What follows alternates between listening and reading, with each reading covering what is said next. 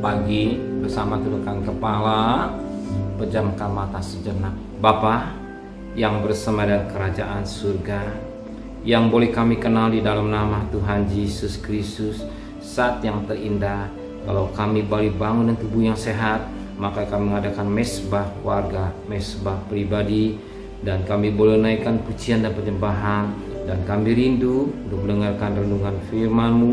Roh Kudus, telikkan mata rohani kami. Roh Kudus, mengungkapkan firman-Mu sehingga kami boleh mengerti akan kehendak Engkau, dan kami juga boleh naikkan doa syafaat kepada Tuhan. Haleluya. Amin. Shalom pagi. Mari sama-sama kita buka firman Tuhan. Yohanes pasal 18. Yohanes pasal 18 ayat 12 sampai ayat 26. Yohanes pasal 18 ayat 12 sampai ayat 27, maksud kami 27. Yesus di hadapan Hanas, Petrus menyangkal Yesus. Maka pasukan prajurit serta pewiranya dan penjaga-penjaga disuruh orang Yahudi itu menangkap Yesus dan membunuh Yesus. Lalu mereka membawa Yesus mula-mula kepada Hanas, karena Hanas adalah mertua Kayafas yang pada tahun ini menjadi imam besar. Dan Kayafaslah yang telah menasihati orang-orang Yahudi, ada lebih berguna jika satu orang mati untuk seluruh bangsa. Simon Petrus dan seorang murid lain mengikut Yesus. Murid itu mengenal imam besar, dan ia masuk bersama-sama dengan Yesus ke halaman istana imam besar. Tapi Petrus tinggal di luar dekat pintu, maka murid lain tadi yang mengenal imam besar kembali keluar, bercakap-cakap dengan perempuan penjaga pintu, lalu membawa Petrus masuk. Maka kata hamba perempuan penjaga pintu kepada Petrus, "Bukankah engkau juga murid orang itu?" Jawab Petrus, "Bukan." Sementara itu hamba-hamba dan penjaga bait Allah telah memasang api arang, sebab hawa dingin waktu itu, dan mereka berdiri berdiam di situ. Juga Petrus berdiri berdiam bersama-sama dengan mereka. Maka mulailah imam besar menanya Yesus tentang murid-muridnya dan tentang ajarannya. Jawab Yesus kepadanya, "Aku berbicara terus terang kepada dunia. Aku selalu mengajar di rumah-rumah ibadah dan di bait Allah, tempat semua orang Yahudi berkumpul. Aku tidak pernah berbicara sembunyi-sembunyi. Mengapakah engkau menanya aku?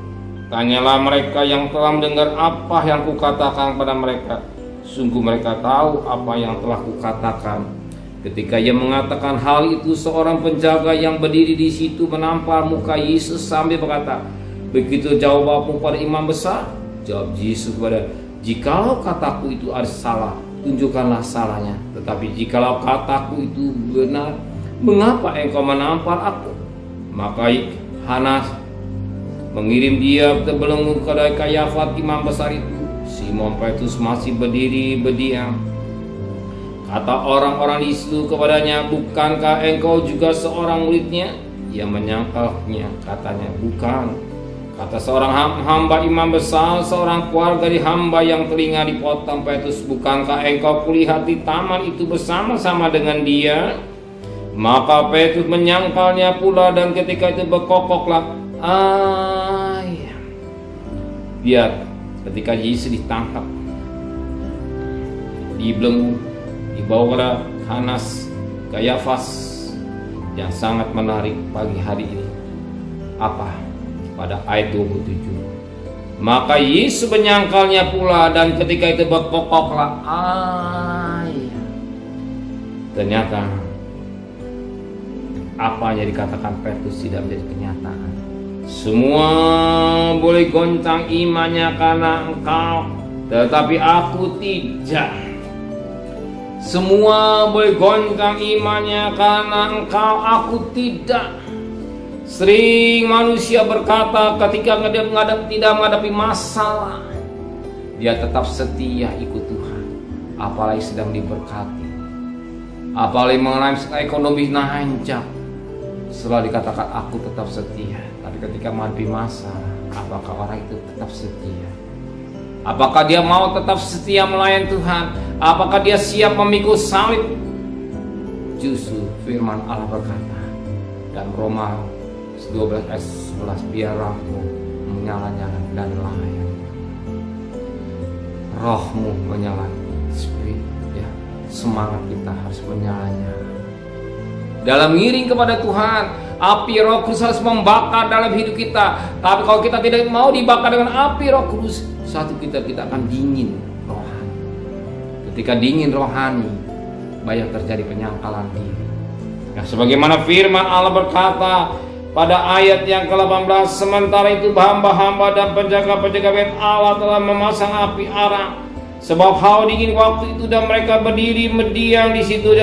Juga Petrus berdiri berdiam bersama-sama dengan mereka. Ketika hawa dingin, suasana dingin rohani, hati-hati, banyak orang menyangkal Yesus. Ketika menghadapi suasana dingin, gak ada gairah, gak semangat, disitulah hati-hati, banyak orang lupa Tuhan, lupa janjinya, cinta yang pertama kepada Yesus. Ketika dia bertemu dengan jumpa Yesus, rasa tiap hari rindu ingin selalu bertemu dengan Tuhan. Karena api Pentakosta, api Roh Kudus membakar dalam Spirit dalam hidupnya juga membakar dalam hidupnya. Tetapi ketika suasana dingin, banyak orang menyangkal Yesus. Maka kita perlu api Pentakosta, api Roh Kudus membakar hidup kita. Maka pagi-pagi sebelum kita mengadakan acara, carilah Tuhan, izinkan Roh Kudus membakar dalam diri kita. Kita mengadakan penyembahan, pujian dan penyembahan kepada Tuhan. Undang Roh Kudus. Baru kita dengar renungan firman Tuhan, baru naik bersama, baru kita bekerja. Api mau kita mampu bisa berjalan. Karena api Roh Kudus bisa mampu kita mengiring kepada Dia. Karena api Roh Kudus membakar hidup kita ini. Kita bisa sampai hari ini karena api Roh Kudus membakar. Ya, biar roh kita menyala. Kalau tidak, satu kita akan menyangkal Tuhan. Kapan? Ketika kita dingin rohani. Sebagaimana Petrus ditanya, bukan, dia tidak mengenal Tuhan. Jelas 3 kali dia menyangkal Yesus. Betapa penting kita melihat api Pentakosta tetap membakar dalam hidup kita. Api Roh Kudus membakar hidup kita. Semangat kembali. Ayo, adakan mesbah pribadi, adakan mesbah keluarga. Izinkan Roh membakar hidup kita. Sebab berapa banyak waktu kita habiskan untuk perkara dunia yang sia-sia. Berapa banyak waktu kita berikan buat Tuhan. Kita harus balance. Tanpa api Roh Kudus kita bisa lemes dan kita bisa menyangkal Tuhan. Kapan? Ketika seperti Yesus tidak berdaya karena ditangkap, seperti Yesus tidak menyelesaikan persoalan saudara. Disitulah banyak terjadi dingin rohani dan banyak anak Tuhan yang gugur imannya. Amin. Dan kita mau semangat terus, bergairah bagaimana Roma 12 ayat 1, biar rohmu nyala-nyala melayani Tuhan. Amin. Bapa, biarlah roh kami tetap menyala-nyala. Jangan kami menyangkal Engkau ketika suasana dingin rohani, tapi kami api Pentakosta, api Roh Kudus tetap membakar dari hidup kami. Oh, sampai Engkau datang, api tetap membakar dari hidup kami, Tuhan. Terima kasih Bapa, di mana sebentar kami akan bekerja, berdagang, sekolah, kuliah, serta perjalanan kami, perjalanan selamat, pulang dengan selamat. Dan apa menjadi kebutuhan kami, Engkau sudah tahu. Dan kembalikan kami besok pagi dan tubuh yang sehat, dengan tidak kurang satu apapun juga. Berkati Bapak Presiden, Wakil Presiden, para Menteri, para Gubernur, para Bupati, para Wali Kota, para Camat, para Lurah, para RW, para RT, para medis, para lawan, para TNI, para Polri. Bahkan mereka-mereka yang dikasih tepat, berikan hikmat yang dari Tuhan, berikan kemenangan khusus buat mereka semua, pelihara keluarganya sebagaimana Kau pelihara mereka, dan mohon belas kasihan pandemi ini bisa berubah jadi endemi dan negara kami boleh diberkati oleh Tuhan. Terima kasih Bapa di surga, sedang terkasih, terimalah berkat nikmat dari Allah Bapa, cinta kasih sayang dari Tuhan Yesus Kristus, dan berkat Roh Kudus nyertai saudara hari ini sampai Maranatha Tuhan Yesus datang. Yang cinta Dia katakan amin. Tuhan memberkatinya.